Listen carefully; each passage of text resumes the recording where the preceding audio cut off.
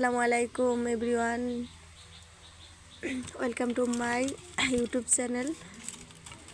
সবাই কেমন আছেন? আশা করি সবাই ভালো আছেন। আমরা আজকে রান্না করব গরুর মাংস।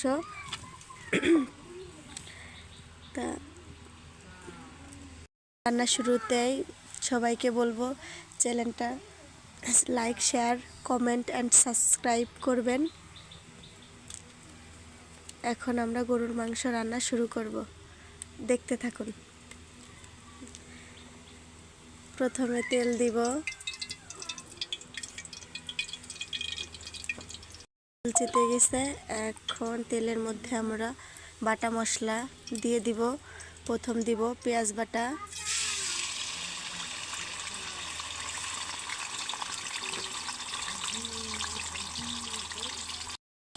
তারপর আদা বাটা, রসুন বাটা,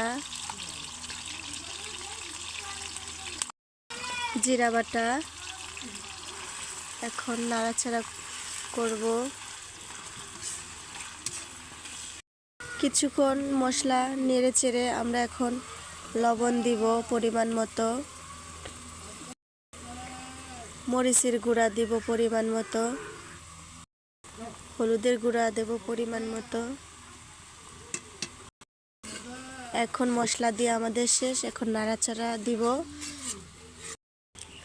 এখন মশলা কষানো চলছে। মশলাটা আমরা ভালোভাবে কষিয়ে নিব।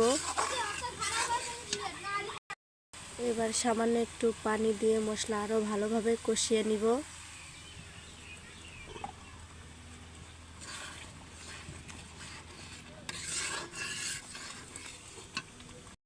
মশলা কষানো হয়ে গেছে।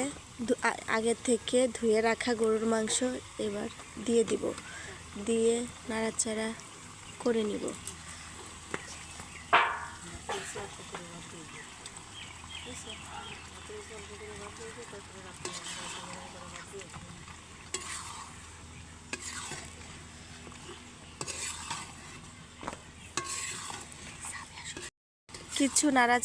কিছু সময় নাড়াচাড়া করে ঢাকনা দিয়ে ঢেকে দিব। এখন আমরা ঢাকনাটা তুলে কিছুক্ষণ নাড়াচাড়া করে দিব।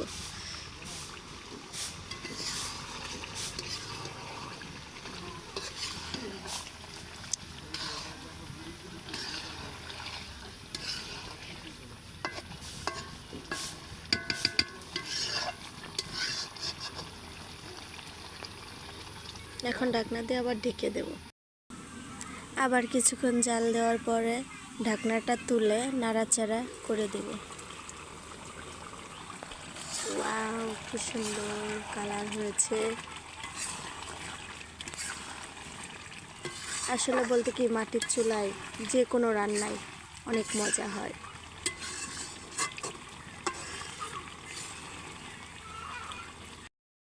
গরুর মাংসটা দেখতে অনেক ইয়াম্মি লাগছে। আসলে খেয়ে না দেখলে কেমনে বুঝবো কতটা মজা হয়েছে। তবে রান্না দেখে মনে হচ্ছে অনেক মজা হবে, ইয়াম্মি হবে। সো গাইস, দেখতে থাকুন।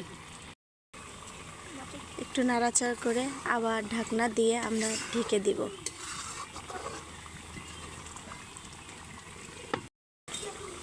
এখন আমরা মাংসটা ভালোভাবে নাড়াচাড়া করে আগে থেকে আলু কেটে রাখা আলু দিয়ে মাংস ভালোভাবে কষিয়ে নিব।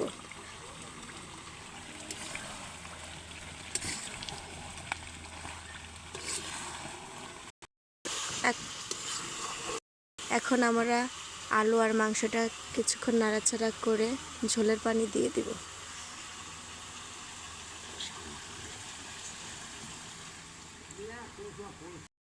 আমাদের রান্না প্রায় শেষ। এখন মশলা দিয়ে তরকারিটা নামিয়ে নিব।